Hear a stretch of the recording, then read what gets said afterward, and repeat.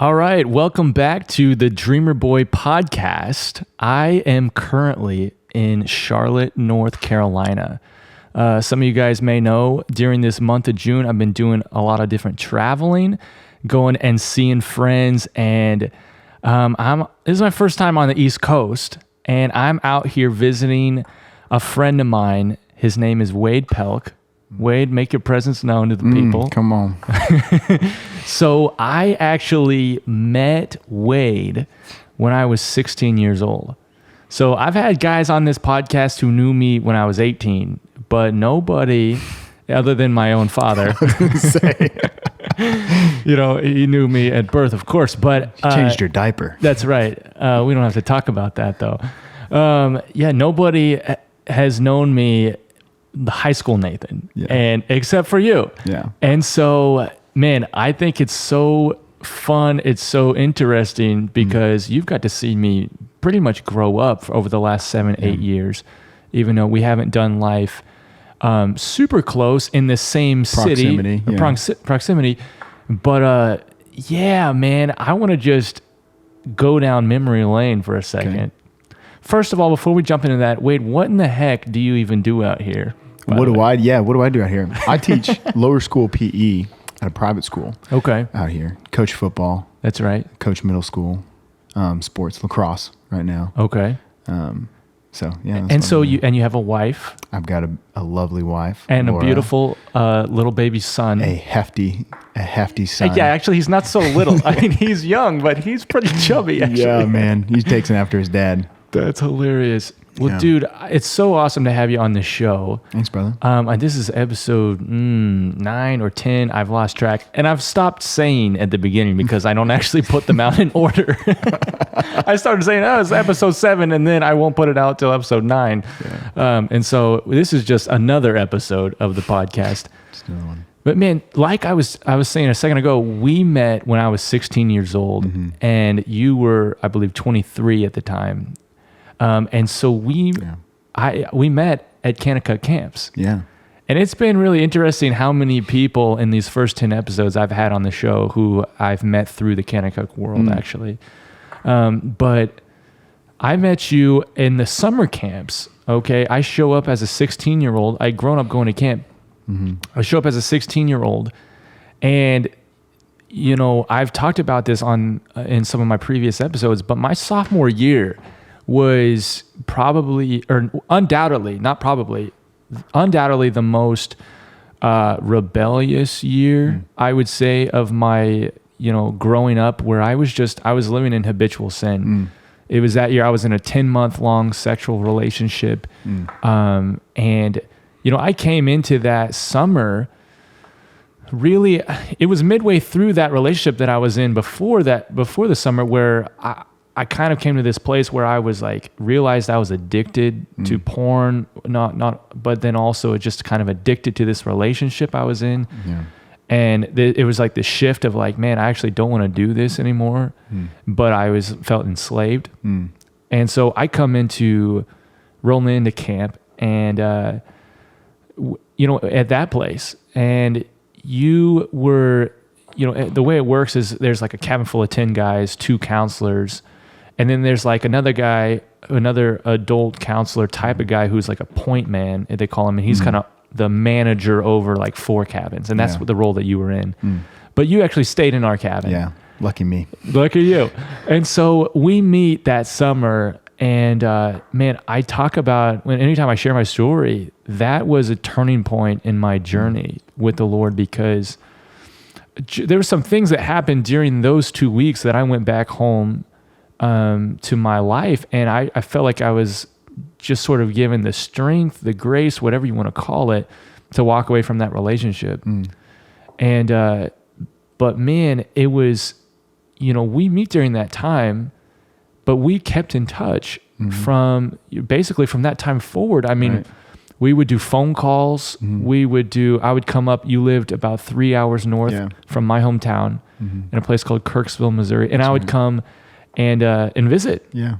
And we formed a relationship. And so I want to get into some of that, but man, just before we get started, man, I'm so thankful just for the relationship that was formed, man, that it was more than 2 weeks. And gosh, we're, 8 years down the road. Yeah. And, I'm coming out here and seeing you in North Carolina, and we're able to be friends and young adulthood. And, now you're married and everything else, have a little boy. It's so fun. And I'm so just like, I was reflecting on it this past, couple days and just, I'm so grateful for it, man. Yeah. I mean, I think obviously, you're talking about gratefulness, but I think it's also important as you talk to guys at that age is that discipleship is formed by questions. And as much as I was willing to at any time, especially when you're a point man and you're seeing 40 kids every single week, it's overwhelming to think, okay, I've got to invest in every single one of these lives. Oh, wow. Yeah. But it's also thinking about when Jesus talks about, I'm not going to throw pearls to pigs. Like discipleship has to be fueled by questions. So, even though I think the connection of you just being a fun guy, you're a fun guy. Sure. Obviously football, we spent more time around, you doing the football specialty there. That's true. Because you played football in college. Yes. So things like that, I think obviously help. Proximity in that scenario really helped, making it feasible for you to even drive up and things like that. But it's questions. It's young men seeking questions at a stage like when you talked about like rebellion being formed by exclamation points. So at a time when people are saying, "Oh no, this is the way it is," or "This is the way I think," starting to think more in terms of questions. So that's big.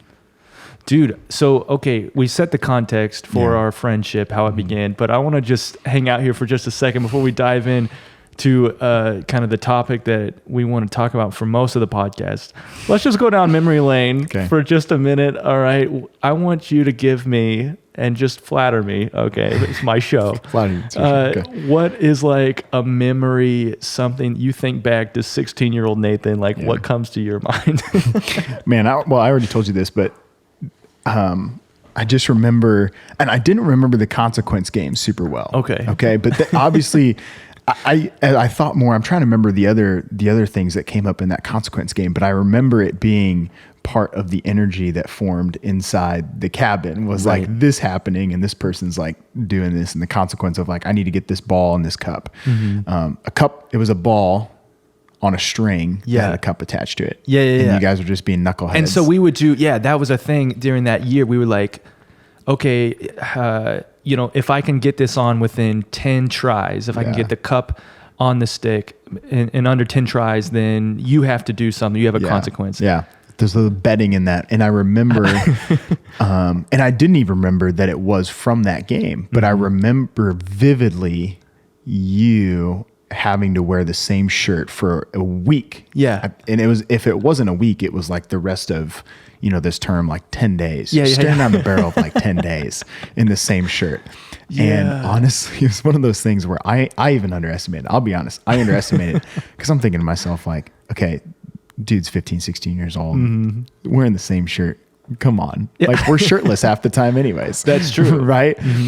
But if I was going to wear a shirt, it had to be that one. It had to be that one. But so the vivid memory that I have is walking down the hill, the gravel, because our cabin was towards the bottom of the hill. Yeah. And what I can only imagine you kicking the door open, shirtless, throwing your shirt out into the woods. It's like, I'm done with this. You just like threw it out there. Like, I can't. No, I think the phrase was, I can't take it anymore. That's what it was. I can't take it. Because at that time, I think you'd probably, I don't even know if you're 50% of the way through it. I know. I think I wore it for 4 days or 4 or 5 days or something like that. And it smelled so bad. It was pretty bad. I mean, dude, like we're at a sports camp. Yeah. And it's hot. In the middle of summer. 95-degree weather. And we're doing workouts. And I think during that time, like I tried to not wear a shirt as much as I could, but there's certain times where you have to. If you're going to be around the girls or you're going to be in the cafeteria or anything, or whatever it is. And I mean, it just got to where it smelled so bad. Yeah. And oh my gosh, I was fed up. Yeah. That's so funny that you witnessed me throwing it into the woods, being at the end of myself. I mean, you cracked me up probably the most of anybody in that cabin for sure. And I think a lot of it was just that energy of, I think you go from 0 to 180 really quickly. And I think that's hilarious. I think that's hilarious. Yeah, dude, I remember when I first moved to Kansas City, they didn't, a lot of my friends didn't know that there was like that side of me, like just like the joking side of me. And then they ran across a couple of Coach Dan Orchowski videos on my YouTube channel. That's tragic. Isn't that crazy? Yeah. And they were like, what? I mean, they were shocked because all they knew about me at the time was just real intense Bible school Nathan, who would pray on the mic for the ending of human trafficking. Oh my gosh. And I just wasn't like in this context of where there was a lot of like just messing around. And so it was like, it came out of nowhere. I'm picturing, they see you in serious context. If I would have thought of you, praying against, human trafficking on a mic, my vision would have been grabbing the microphone. I can't take it anymore. Yeah. Wow. That's good. Dude, okay. Well, let me share one memory from me. Okay. I remember going and visiting you. This was probably the year after I was at camp with you and I met you. But I would come up.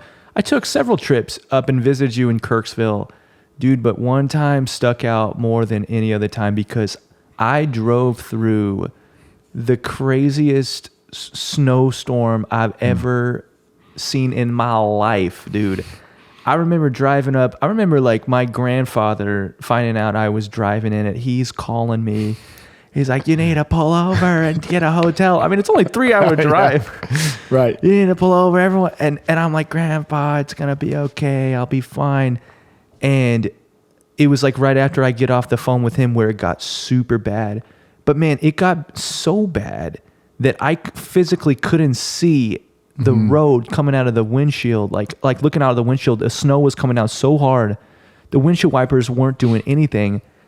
But I was only going 5 or 10 miles an hour on the highway because it was so bad. Yeah. I get out my GPS and I literally stopped looking at the road. I don't remember this. And I just looked at the phone to know when to like turn a little bit on the highway, and I would just use the sound of the bumpers on the side. Wow. Just they would just vibrate if I was going off too far. And dude, I probably drove like that if it was that bad for like 10 minutes. But it was like scary, but at the same time, I felt like I was going on this adventure. I had third day worship like cranked up as loud as I could. You didn't know it, but that's probably one of the most spiritual stories you're probably going to hear on this podcast today. Oh man. I can't see anything in front of me. I'm using the bumpers on the side to know where to go. I'm looking at the GPS and what's in front of me. I don't know. Yeah. There's something there. There's a whole podcast there. There is. Man, that might be worth diving into at some point. I actually gave a message a couple months after that where I told that story. Oh yeah? Yeah, it was when I was 18 years old. Anyways, man, it's fun, man. We got some history together. So, man, I want to move into kind of the bulk of what I want to talk about in this episode. And I think it's something that both you and I are somewhat passionate about. And I think it's one of those things that, I throw this phrase around on some of my episodes. I don't know if you've listened to any, but I say, you know what? One of my mottos is, this ain't your grandma's podcast. Okay, so basically what I mean by that is like, I'm not afraid to talk about the controversial stuff. I think my grandma actually listens to this podcast.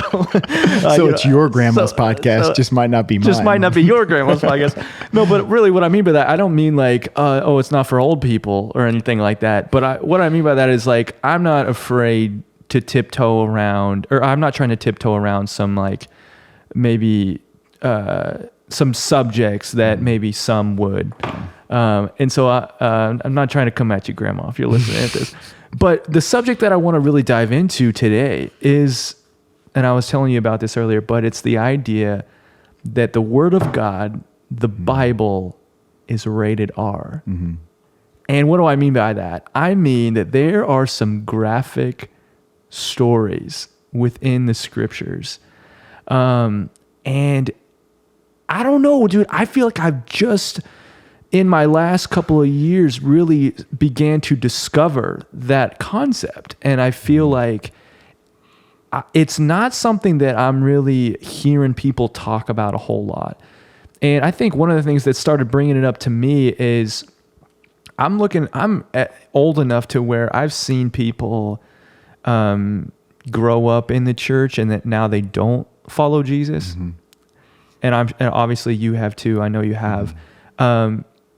But I've found like there's something about the offense that a lot of them carry is they feel like some of them feel bamboozled about different things related to the Lord or related to the scriptures. Mm-hmm. And I think that's interesting because the Bible doesn't really, as I've read it more, they don't really try and hide or sugarcoat the fact that real, graphic, tragic things took place. Mm-hmm. And yet I found sometimes within the Christian subculture that you might be in or different parts of the body, they do try and like almost paint a different type of picture, like a fairy tale picture that is the scriptures. And so, man, I just wanted to dive into this specific subject. What do you think of whenever you hear the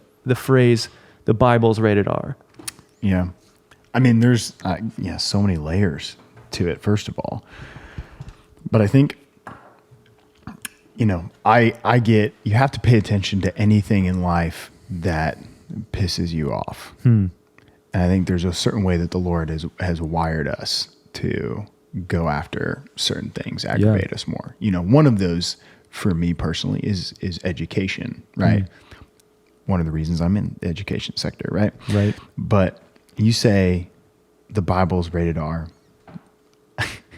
One, it ticks me off. And two, part of it is because my answer is duh. Well, yeah, it's rated R. Like, have you read that thing? Yeah.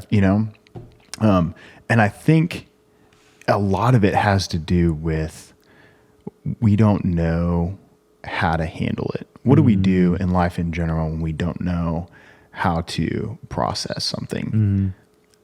We've got a million different interactions of what do we do when we can't process something? Like you can think of it as a little kid who's mad, angry, he's emotional. Well, he can't control anything. Yeah. Right.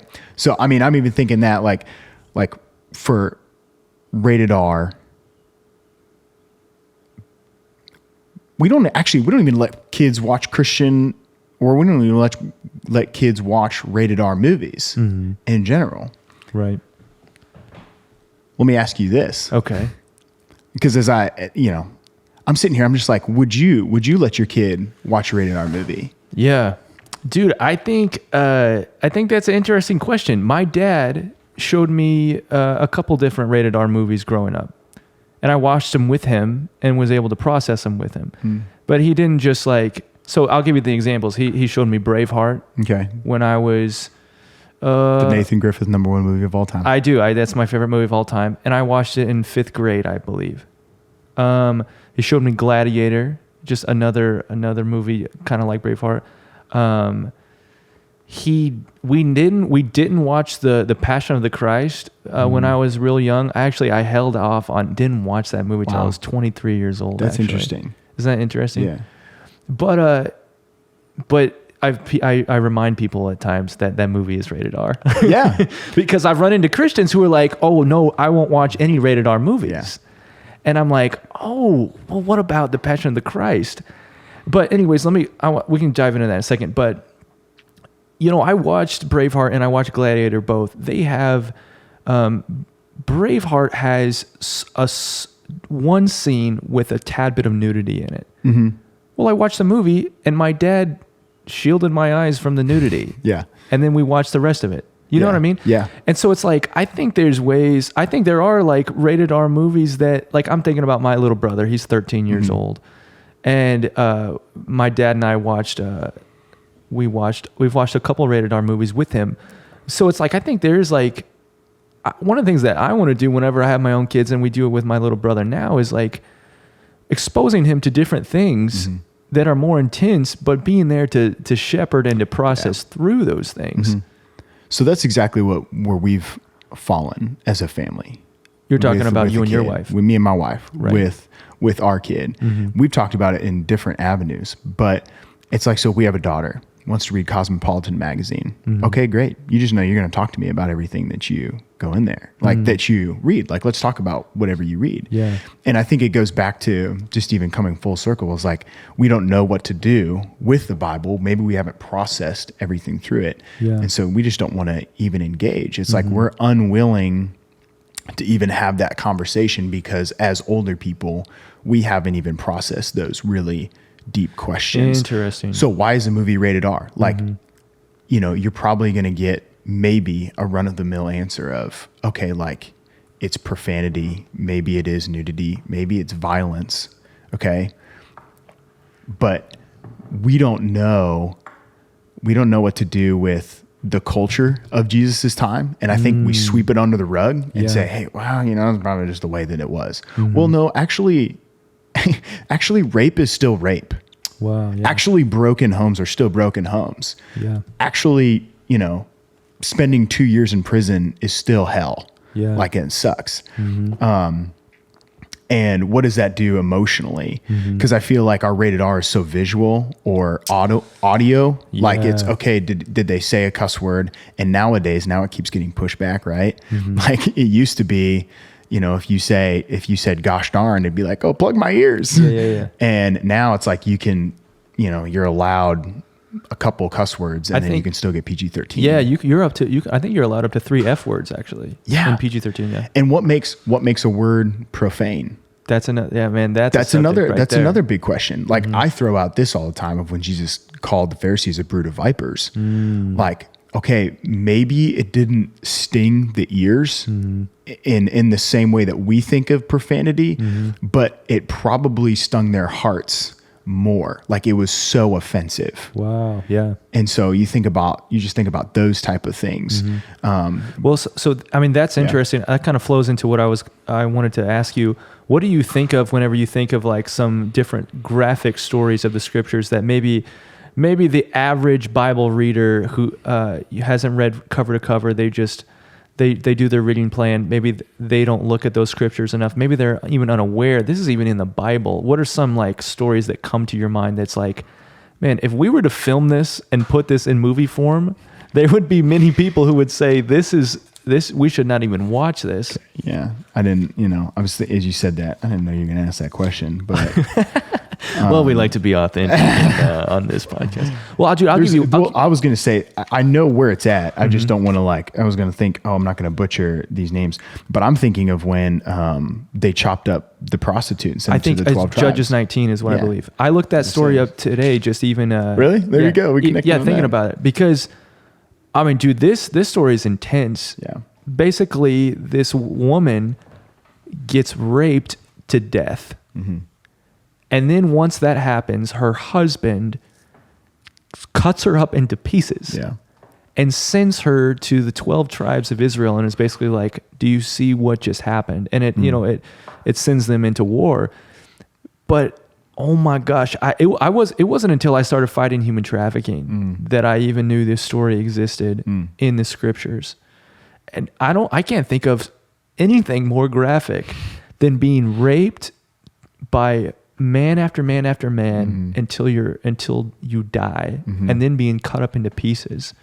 Holy smokes. Like, what are we talking about? Is this the same Bible that, you know, I learned about in Sunday school? Oh gosh, what was it? I want to say, was that even Lot had a relative when they are you talking about offered his daughter to all of those men? Yes, so right? So he comes in and like, I think there was some angels staying with him, right? And the guys, it was a homosexual community that was like, we want to have sex with those guys in your house, and they were angels. Yeah. And Lot's like, oh my gosh, no, like, don't touch them. Here, have my daughters. Yeah. But you know what? Later on, a couple chapters later, once Lot and his daughters get out of town, his wife dies because she looks back. Then his daughters get him good and drunk and have sex with him. Right. Do you remember that? Yeah. in order to carry on the family seed, if you will. Yeah, Genesis is nasty. Oh my gosh, dude. Actually, if we actually are honest to what we're reading, and it is. So I just think what pisses me off is the question of like, why does it matter? Okay, so why does this conversation even matter? Sure. Because, we start talking about these and it's not like, hey, the next time you have an opportunity to preach, what are you preaching on? Well, I'm going to pull this up, right? Because this is going to get the people stirring. Right. Okay. But, as you start using words like authenticity, you just start talking about, hey, part of this conversation is I see people falling away from the faith. Those type of things. I just think it's, to use the phrase again, we don't know what to do with it. We don't know what to do with it. And it closes categories. Yeah. It closes categories for us. Of like, you and I, we were joking the other day about how, we hate the phrase, everything happens for a reason. Oh yeah. Holy smokes. Like that is one of the worst spiritual things you can tell somebody. Wow. Because yes, like God can walk through our suffering with us, but to think that like, he's like, yep, love it. Loved every, second of that. Right. Because it's our worldview is totally warped in the sense that God does not affirm everything that happened in here. Wow, he's not like reading this in Genesis and going like, in fact, it's the opposite. Like the whole story is about redemption and our need for Jesus. Right. Yeah. Dude, that's so good. I think those two things go hand in hand. The people who I've seen walk away from the Lord also believe that concept that the Lord is, or maybe they've heard that concept from the church that everything happens for a reason, or that the Lord. I don't know. I actually don't know where you like stand on your view of the sovereignty of the Lord, and we don't have to dive into that. but people have this idea, okay, and I don't think it's an accurate one, but where the Lord is basically like in control of all things to an extent of just making every single thing happen. Like if I snap my fingers right now, even to the extent if I went and murdered someone right now, if I just pulled down my pants and was just naked in public, like I don't think that's how the sovereignty of God works. But there's some who that they feel like that's what's being presented to them in the church. And then they look at something in the scriptures like this, or they look at just the world.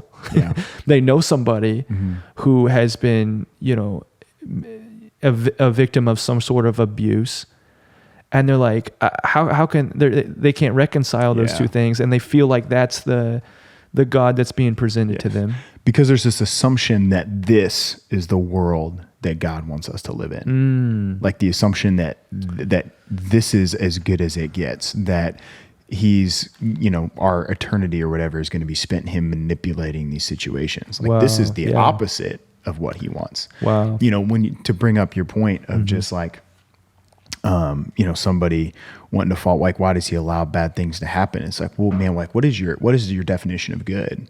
Like, is your definition of good, like, I was raised in a good Christian family. Like I had everything provided for. I'm not in need. I have a meal every single day. We live in this beautiful house. I've got a beautiful son, a beautiful wife, a beautiful family. I've got a stable job, like all that stuff. But is this it? Like, is this good? Because I'll tell you, like, not good enough for me. Wow. And I think that's eternity in our hearts. But I mean, it is. It's like, okay, what is actually good? Because for me, like, what is actually good is heaven, and we've got a warped view of like what heaven is, and we've got a warped view of what good is, and that's what makes us, like, why do these bad things happen to good people? Like, man, like, narrative is also so important to God. I think that's one thing that I thought of as you're asking these questions. Like, is we both love movies. We do. We both love movies. That's something we've bonded over the last few years. Like a narrative. Because I'm also thinking of how it's more important for God to reveal himself through narrative than it is just the book of Proverbs, right? It's like you read Proverbs and it's great. Like you got these great things of wisdom that you can read and they're easy to digest and process through and think about. But, think about just the stories we shared of one another. If I told you, hey, I think Nathan's funny. Okay, that's essentially a proverb, a very quick little wit of, hey, this is funny. Yeah. But when I tell you that story, like you get a glimpse and a picture of like who he is, and you see that in Genesis that is so messed up. But one thing that was so profound for me is that God always related to his people and his person, like through story, through narrative, as a person before he even gave them the law. Yeah. Man, as a person. That's so good, dude. I love that point, starting to look at the Lord as the great storyteller and how his glory and his goodness is even shown and amplified in the midst of great evil and great tragedy even. I think I think about the movies that we love.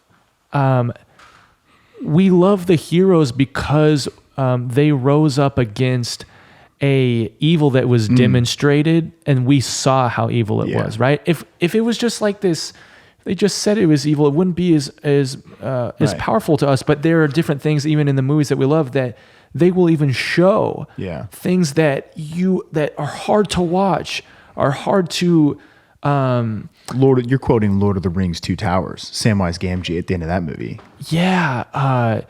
Well, what are you talking about?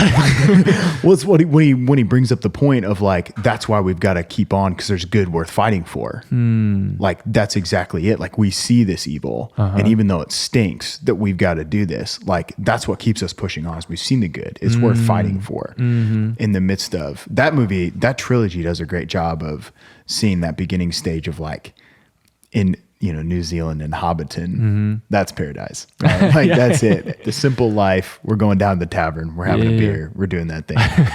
And then, crap hits the fan, goes absolutely ballistic. But I robbed where you were going with that. But no, but what I was just saying was how the heroes of the stories that we know and love are only heroes because they rose up against a real evil. Right. And if there wasn't anything to kind of rise up to, or maybe it existed but we didn't get a good glimpse of it, it wouldn't mean as much to us. The victory and the overcoming of it. Do you know what I'm trying to say? Oh yeah. For sure. Like there's here, let me finish my thought. Go ahead. I have started not really respecting some movies that everything just goes well. Oh yeah. Like I remember a friend of mine really wanted to show me the movie A Knight's Tale. Okay. And have you seen that one? Yeah. Yeah, great movie. Heath Ledger, he looks great. Young Heath Ledger, right? Yeah. Nothing, he comes against adversity in the movie, but nothing that I really believed. That much, like, okay, nothing to where I was never in a place of like, oh my gosh, like, could evil triumph? Yeah. And so I never questioned in the whole movie that the good guy was going to walk away. Totally. But he walked away with everything. He walked away with the girl. He walked away with the thumbs up from his father. Yeah. He walked away with winning the tournament. Right. And it's like, okay, I don't know if I believe this. Well, I mean, it's exactly because you don't experience it. You haven't like the vision of that doesn't equate to experience. Wow. So how it's so easy when we see evil, it is so easy to be believable because we see it. Some have seen more than others, right? Like when you talk about like human trafficking, you want to start talking about getting up and close and personal with that. Like that'll open your eyes a little bit. So things like that of yes, like seeing evil is gonna open you up and it's gonna differentiate everything else that you experience. But it's real life. Like we have real life. We see pain. We see suffering. You don't have to teach anybody about that. Right. So here's a question for you. Okay. What categories? So in this whole thing of, movies being rated R. I'm thinking specifically, I'm thinking Christian movies need to be more rated R because of what we just talked about, because it's not real. I watch a Hallmark movie. It's not real. It's not real because it doesn't equate to my life experience. I feel the same way about movies like Facing the Giants or Fireproof. And it doesn't equate with scripture. So when you actually spend time in scripture, I'm like, okay, is this actually Christian? Other than the fact that they talk about Jesus or pray? Because I don't see that in this narrative. I don't see that in this narrative at all. It comes across fake. It comes across cheesy. So what categories, as we start talking about evangelizing, as we start talking about raising a family, start talking about in the church, even in general, our communities, our neighborhoods, as we mentor people, what categories are we missing the most precisely because we treat the Bible as PG-13? Man, that's a good question, Wade. I think the area in which I have felt the most burden to talk about is probably the area of sexual sin, specifically the world of porn. And it's something that I write about in my book, Jesus is Better Than Porn, if you guys want to go check it out on Amazon. A little bit shameless plug on my podcast. But I write about it in the last chapter of my book. I basically address parents, and I'm like, guys, I feel like one of the reasons why this sin of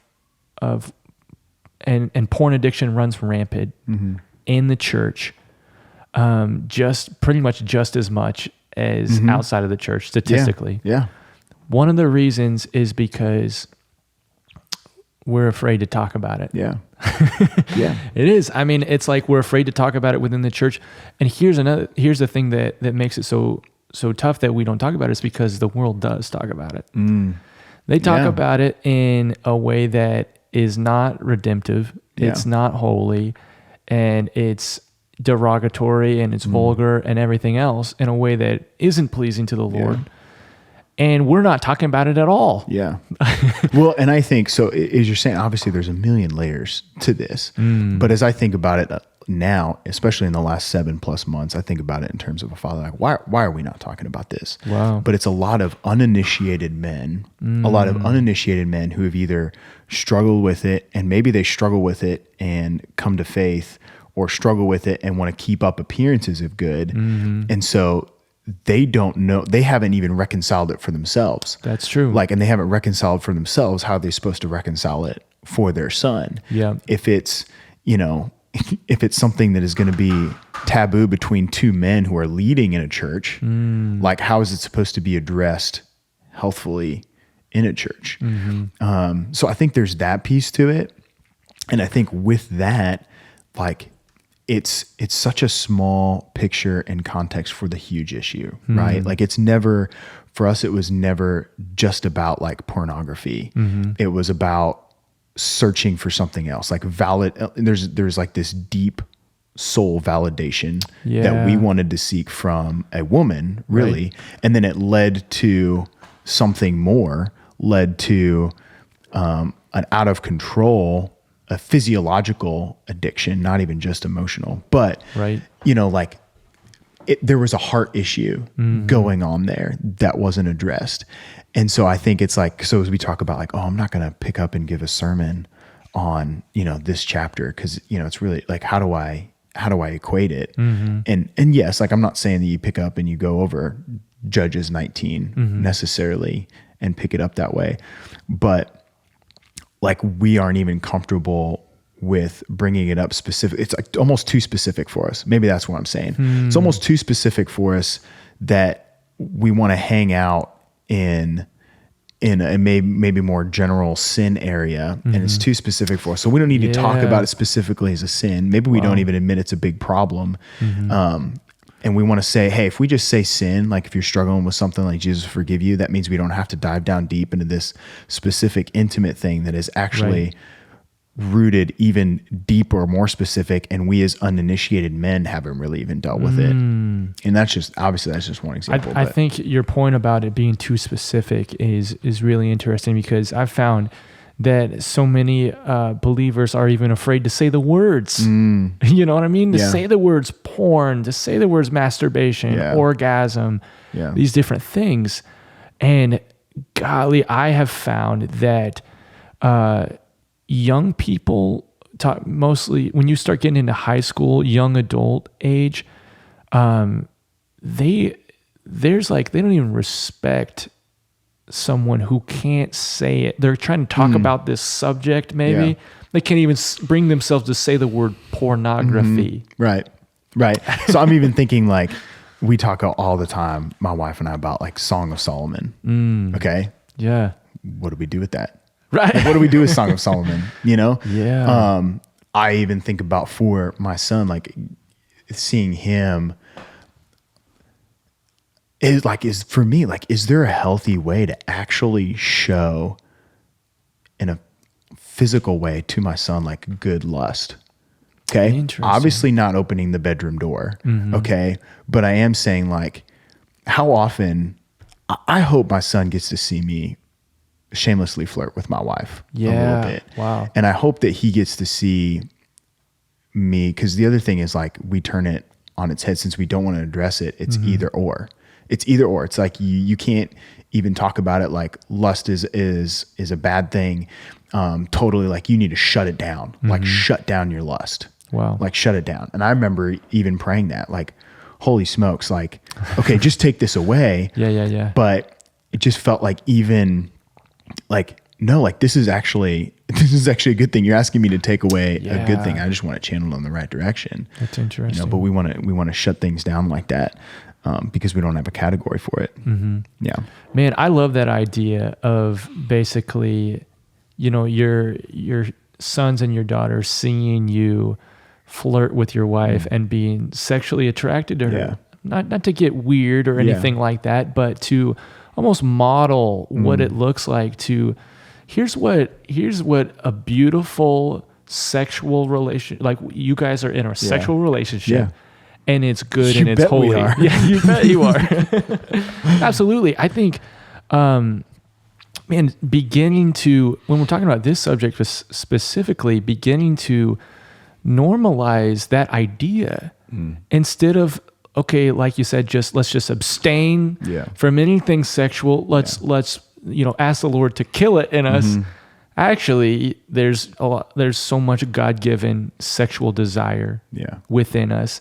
And beginning to like shepherd your kids into what in the world it's good for. And when can we indulge in this God-given desire that is within us? Because I really hate that whole line of teaching of just, you need to abstain from sexual immorality, or you need to basically, if you're going to follow the Lord, I've heard this so many times. If you're going to follow the Lord, you need to die to yourself and take up your cross. They're talking about that in relation to basically dying to your sexual desires. Or and let me put it this way, your desire for pleasure.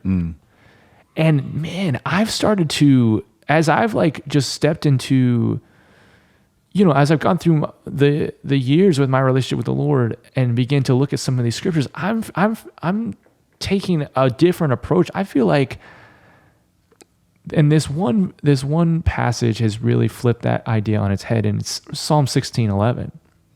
It talks about how in his presence there's fullness of joy and pleasures forevermore.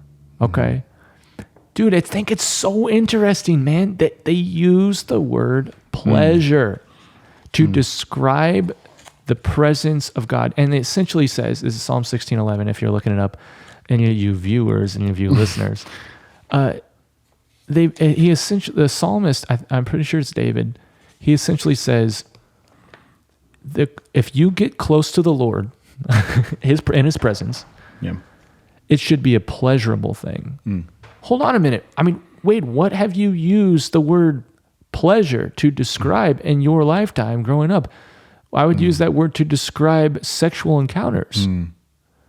Well, I'm not trying to get weird in our relationship with eggnog milkshake from McDonald's. Yeah. Okay. Pleasurable. Yeah. Well, I'm not trying to get weird and sexual in our relationship with Jesus by any means. Don't hear that. But what I'm saying is, oh my gosh, I feel like we were made to be in the presence of God. And I don't think this is just something I don't think he's just talking about eternity. Yeah. Okay. Yeah. I think he's talking about us, what we can experience in this lifetime on this earth. And he's describing it as pleasurable. Oh my gosh, what if we were actually made to be addicted to pleasure? And I think we're very physical. We're very physical beings, right? Like very physical. And I think that's the other thing. I mean, I was an exercise science major, just like studying the physiology behind a lot of this stuff. Wow. But so, I always turn to it because I think just one of the general questions that I love asking myself, going through the Psalms and the Proverbs especially, is how often I want to call BS. Yeah. Like, do I really believe that? Oh my gosh. Yeah. Do I really? Because I don't. Honestly, I don't. Give me an example. I'll give you an example. Psalm 16:11. In your presence there is fullness of joy. Wow. Yeah. Okay. Yes. Like, done a lot of ministry stuff, work at a Christian school. Yay. Yes. This fullness of joy. Right. No, I want to work to that. I can say I've tasted it. Sure. But because I've also, I'm going to use this example. I don't want to go off on this sidecar, but like, there's the theological way of thinking of that in order to know you're saved is you desire nothing but Jesus. That's not experience in my life. Sure. You know what I'm saying? And I think for me, a lot of it is what we've talked about is like the context. So when we think about pleasure, like what do we think of? And do we equate that with knowing the Lord? So I can tell you the times that I've yearned most for heaven has actually been in the midst of pain and suffering. Yeah. Because if you have a good theology about it, you're like that's like getting away from it, like getting away from pain and suffering, getting away from brokenness. And I start thinking like, dude, okay, so I don't know exactly the food situation in heaven, but to think that I can eat a spinach leaf that's probably going to taste something like an eggnog milkshake from McDonald's. You're back on the eggnog milkshake. I'm always on the eggnog milkshake, man. But you know what I'm saying? Like there's this, when I say, I just call BS like pleasure at your right hand or pleasures forevermore. Buying in. Okay. So again, let's examine like exactly really what is pleasure. Because part of the reason I brought up the physiologically, it's not even just physiological. Yeah. Okay. So for example, I'm not craving an eggnog milkshake from McDonald's right now. Part of it is because I just had some barbecue. I feel a little full. Like I'm not craving anything else. So part of the pleasure is this, abstinence from like good. Okay. So I'm craving, that's a craving essentially. And a pleasure is just a physiological feeling, but he's using that context to show us like fullness of joy, right hand or pleasures forevermore of, hey, you're not going to crave an eggnog milkshake anymore. Like when you've actually tasted it. So, there are really good things that I would say are pleasurable, but when you find something that's better, it's like describing sex to a kid who's only eaten chocolate, like a kid who believes that chocolate is the best thing. Okay. You're trying to convince him that there's something better than that out there. And no, no, it's not it. Man. But so like, you're basically saying that once you taste of him, you're not going to, the pleasures of this world are going to fade. Is that what you're basically saying? Fade. And I think it's important for us. And this is where rated R, honesty, authenticity. Yeah. Because we want to believe that it's 24/7. But our flesh has a capacity. We have a capacity. We need to be filled up. Yeah. You know what I'm saying? And filled up in him. And we're either filling up in him or, we're getting it from somewhere else. Well, what the heck does even being filled up in him actually mean? Well, I feel like it means something different a lot of different times. You know what I'm saying? Like it's because, there's also this hesitancy growing up in the Christian church. Okay, like if I'm gonna be filled up with Him, that means I have to like sit down and I've got to read my Bible. Okay, well, if I'm reading Leviticus, like that might be really boring right now. And now all of a sudden He's not pleasurable. But when you start looking at it in the context of, do you know who invented football? God. You know who thought up the idea for bikes and mountains coexisting? God. Wow. Mountain biking. Yeah. Okay. Pleasure. Who came up with that? I feel like some of it, He's sitting down in heaven. Like you're like, I love mountain biking. Like, me too. Yeah. Like, you're welcome. That's so interesting. And we don't think of it that way. Yeah, we don't. Man, I'd like to. Yeah. So basically you're saying He's the author of pleasure. Mm-hmm. Right. Yeah. Because I want to, like, here's the other question I'll pose to you. Okay. And it's kind of like with the categories that we miss. And I think you're kind of answering it with the answer of like, what categories do you miss? But like, what do you feel the most robbed in? Okay. So the Bible is PG-13. What do you feel that robs you of the most? Because, okay, there's a specific struggle that we've talked about, specific experience. Yeah. But like, what do you feel has been the most violated by that lack? Yes. By treating the word as if it's just PG-13 and not rated R. Yeah. Yeah. I think I have a clear answer to that. Okay. And it is, it wasn't until I was about 22 years old that I realized that that I would experience significant loss that was just loss. Like what I mean is I just kind of had this Disney fairy tale. Everything is going to somewhat work out. It might be difficult for a moment. Yeah. But then eventually you're going to win. And dude, I mean, a clear example of my life, even though it hit me way harder when I was 22, and that's when I started feeling a little bit robbed because that was like the second time it happened. But the first time this really happened in my life that I can point to was my football career. I get benched the third week of my senior season, and the whole time I'm thinking like, because I am a follower of Jesus, like, and because I've worked so hard, I had this idea that my career would not end with just I get benched and never play again. Yes. Does that make sense? Oh yeah. Oh my gosh. Like I just thought until the very last second ticked off the clock of my last football game that I would have some sort of glory moment to end my football career. And Wade, it never came, and it just ended, and it was just tragic to me. And that was it. Dude, that's a really good point. And I'm glad, dude. Well, let me bring it back to the scriptures. When I was 22, I went through a breakup, and it just ended, and it was loss. Like there's so many things that the Lord has done to bring redemption from it, but if we're just talking about the relationship in itself, it died, and it hurt more than anything, and that's when I felt like I got gypped by the way that the scriptures were presented to me or whatever growing up, because I felt like nobody ever talked about things that happened in the scriptures and they were just tragic. And like what we talked, like an example that we gave where it's just like, no, she got raped to death and then cut up into pieces, and the Lord brought redemption in an overarching way, but for her she died. Yeah. That's really good. And I didn't have a theology for that, Wade. And it didn't even fit into my idea of how things worked. Maybe for someone who wasn't in relationship with Jesus. Yeah. But not for me, and not for someone who walked with Him. Yeah, for sure. Because you're saying that, I mean, such a good point. Because I remember this is a subtle example, but I legitimately, I've been walking through the book of Acts. Okay. And it's so subtle. But it hit me exactly like you did. I was even telling my wife about this. Yeah. So it's Acts chapter 17, Paul and Silas in Thessalonica. Of course, the Jews are causing an uproar. Okay. Yeah.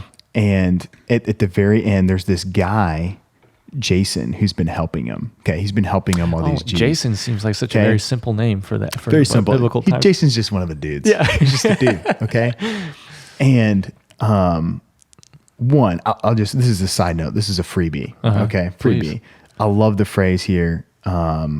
In verse 6, it says they're talking about Paul and Silas, and they called them the men who have turned the world upside down. Wow. That's really cool. That is cool. Okay. But at the end, okay, so this dude, Jason, helps him out, Paul and Silas in Thessalonica. They go on their way. They say they're fine, whatever. And they had taken money as security from Jason and the rest, and they let them go. Okay. Subtle. This is money. I have no idea how much money, but being a frugal guy, I'm like, what the frick, God? Like, Jason's just sitting here helping some dudes out, okay? Yeah. And it's not even like he gets off. You take some of his money. You know what I'm saying? It's so subtle, but it is. It's like, I remember I was reading it, and of course, I don't really remember that story. Off the top of my head, I was just 7. I was like, and I had made a note of like, there's no satisfying ending for Jason. Told in the story. Wow. No satisfying. And so the other thing is I was thinking as you were saying that, because I'm thinking that, I'm like, dude, amen, like there's no satisfying ending. And I'm also thinking of the other one, as we were talking about and prepping this, it was like, okay, so the story of David and Bathsheba, for example. Yeah. Okay. Everybody does like, feel bad for Uriah, right? Like in that scenario. Definitely. But I just even talk about, I don't think I feel bad. Like I feel bad, but I almost don't feel like bad enough. Like, okay, so here's somebody, and he, really like died not knowing this, right? He gets sent to the front lines, but here's somebody whose wife has betrayed him. Okay. And betrayed him for somebody very clearly who's got more than Uriah in the sense of like, hey, here's a king. Like it's a very cognitive example of just like, hey, I'm off the war fighting. Okay. And you're over here having sex with the king. Okay. Sure. Is I not what I've done for you enough, right? Like Uriah is not just some random simple farmer dude. Okay. Wife betrays him. He goes off, gets killed by one of his best friends off fighting, doing a war. Right. But there's not only that, and it's not like they had a nuclear family. It's not like Uriah and Bathsheba had like this nuclear family, but just imagine the destruction and the wake that would follow that. And here's my point, but we kind of gloss over it because we say, bad David. David is the central figure of that story, right? And so a lot of our times when we get frustrated by story or frustrated by God in our story, it's because we're still the central figure. It's not like, hey, this is not God's story. I remember hearing a Francis Chan interview in which he resonated with me. I don't really find too many Christian people who've got the same ambitions as I do. Meaning like, they're probably like, oh, Wade, you're a lower school PE teacher. Like, no, I'm honestly, I've been struggling for 3 years of like being dissatisfied with that and being ambitious. And I don't see enough Christian people who mirror that ambition. But it's like,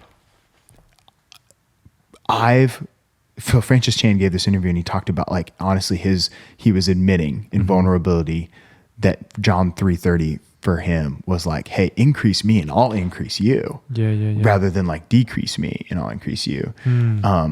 But in that, God is a central figure. Okay. It's not me and you. Wow. It's just like, it's just him. It's just him. Yeah. Man, you just hit on so many good things, bro. Dude, I just got totally caught up in what you were saying about the story of David and Bathsheba and Uriah. Man, that's such a good one that gets told. I think that story gets dumbed down all the time. And there's so many stories like that get dumbed down or are not like explored as much as they should be until what I've found is, different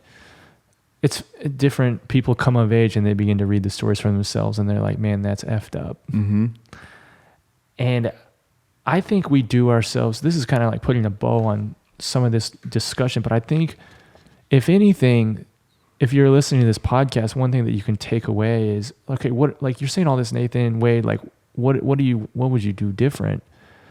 I think the biggest like thing that we're saying is to not be afraid of what the scriptures say and to not shy away from some of the harder stories, but to even, it's funny how it's kind of turned into talking about parenting and talking with your kids, because I think there's even such value in exposing your children to the injustices of the world and the injustices that you even see in the scriptures and processing out with them.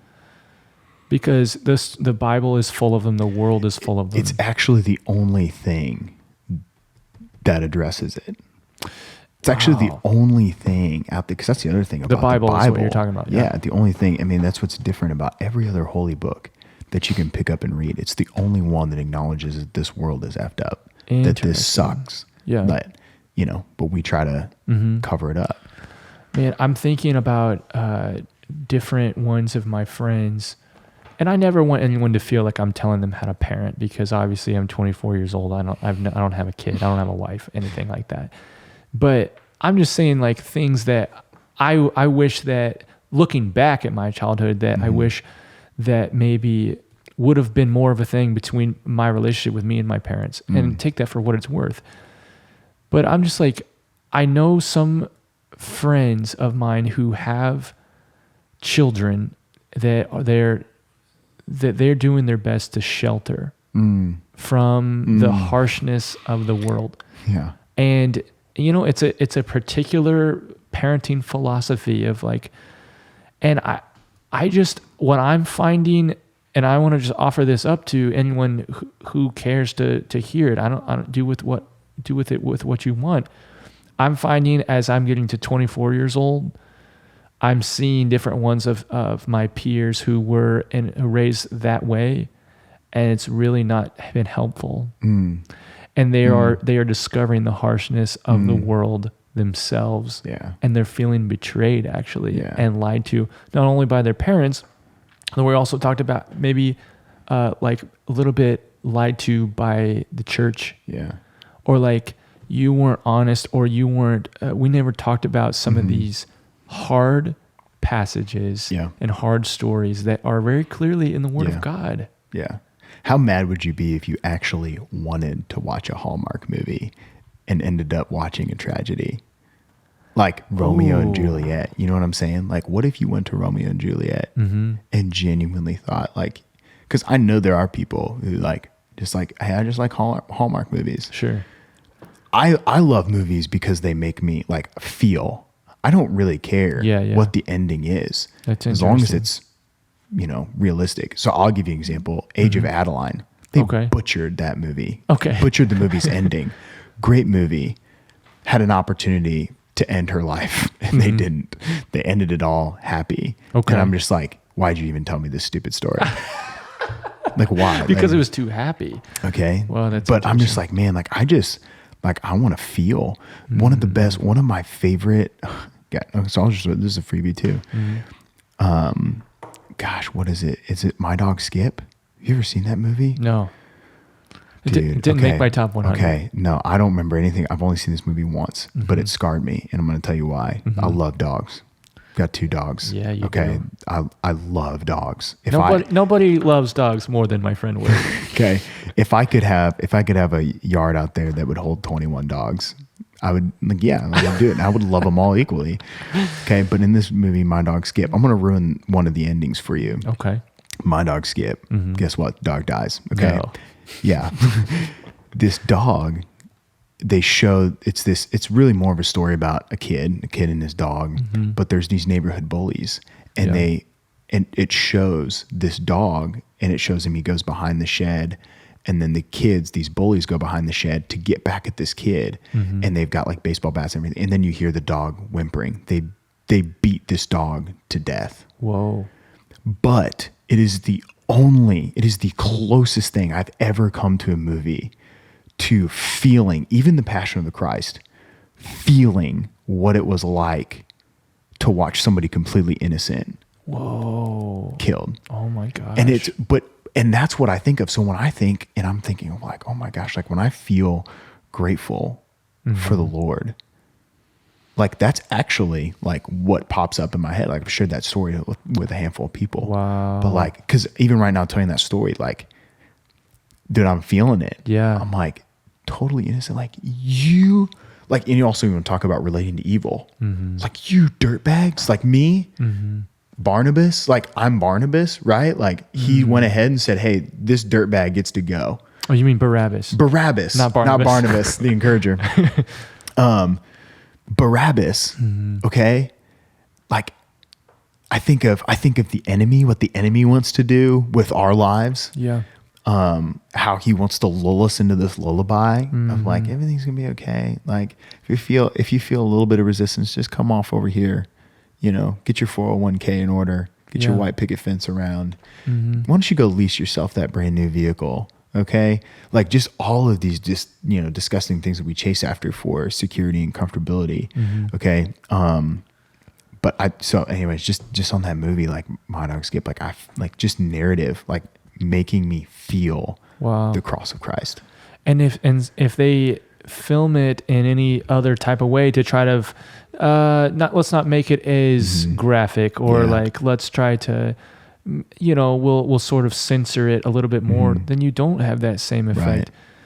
And I'm not talking about being graphic just for graphic's sake. Right. Like, I mean, but I am talking about like, there's something I think that's within us that is drawn to authenticity and is, I think it's getting more and more so because I think because of the internet, because of how much stuff is just out there and available for, I think young people are exposed to the injustices of the world, maybe more so than in previous generations.